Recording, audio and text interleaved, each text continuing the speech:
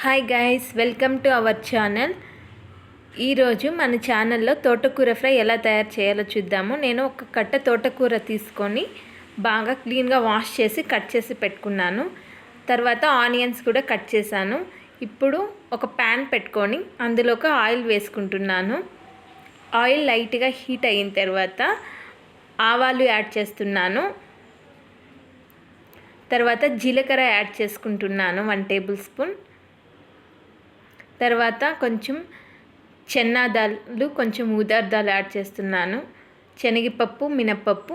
తర్వాత కట్ చేసిన onions add చేసుకుంటున్నాను. తర్వాత కరివేపాకు యాడ్ చేస్తున్నాను.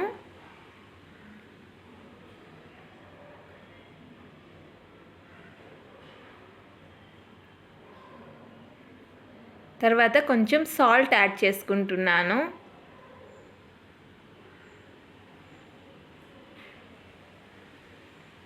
ఆనియన్స్ బాగా ఫ్రై అవ్వాలి. ఫ్రై అయిన తర్వాత మనం ముందుగా కట్ చేసి పెట్టుకున్న తోటకూర వేసుకుందాము. చూడండి, ఆనియన్స్ కొంచెం బాగా ఫ్రై అయిపోయింది. ఇప్పుడు నేను తోటకూర యాడ్ చేస్తున్నాను.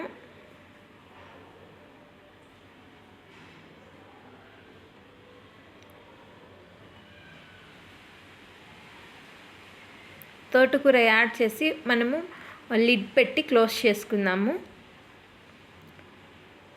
లిడ్ ఓపెన్ చేసి అప్పుడప్పుడు మధ్యలో కలపాలి, లేదంటే కింద మాడిపోతుంది.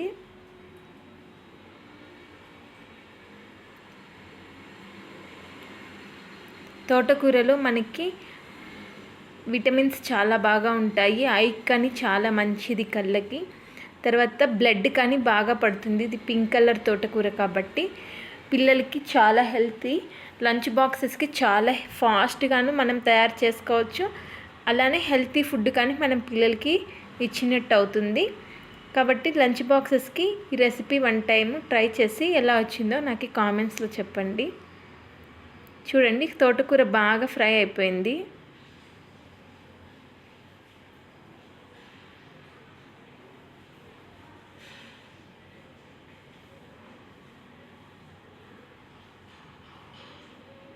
ఆనియన్స్ కానీ చూడండి పింక్ కలర్లో అయిపోయాయి.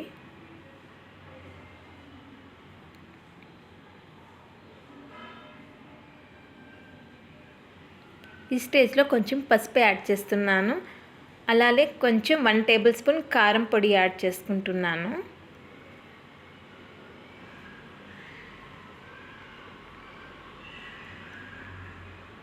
బాగా మిక్స్ చేసుకొని నేను పుట్నాల పప్పు పౌడర్ యాడ్ చేస్తున్నాను. శనగపప్పులు అని చెప్తాం కదా, పుట్నాల పప్పు పౌడర్ యాడ్ చేస్తున్నాను 2 టేబుల్ స్పూన్స్. చట్నీకి వేస్తాం కదా ఆ పప్పులు, ఆ పౌడర్. అలానే పల్లీలు కూడా ఫ్రై చేసి దాంట్లో కొంచెం ఎండుమిర్చి, కొంచెం తెల్లగడ్డ, కొంచెం సాల్ట్ వేసి నేను గ్రైండ్ చేసి పెట్టుకున్నాను ముందే పక్కన. ఆ పౌడర్ కానీ ఒక 2 టేబుల్ స్పూన్స్ యాడ్ చేస్తున్నాను. చూడండి, ఇది పల్లీలు, ఎండుమిర్చి, సాల్ట్, తర్వాత గార్లిక్, తెల్లగడ్డ వేసి నేను ఫ్రై చేసి గ్రైండ్ చేసి పెట్టుకున్నాను. ఈ పౌడర్ కానీ యాడ్ చేసి బాగా మిక్స్ చేసి ఒక 2 మినిట్స్ లిడ్ పెట్టి క్లోజ్ చేసి సిమ్లో పెట్టుకుందాము.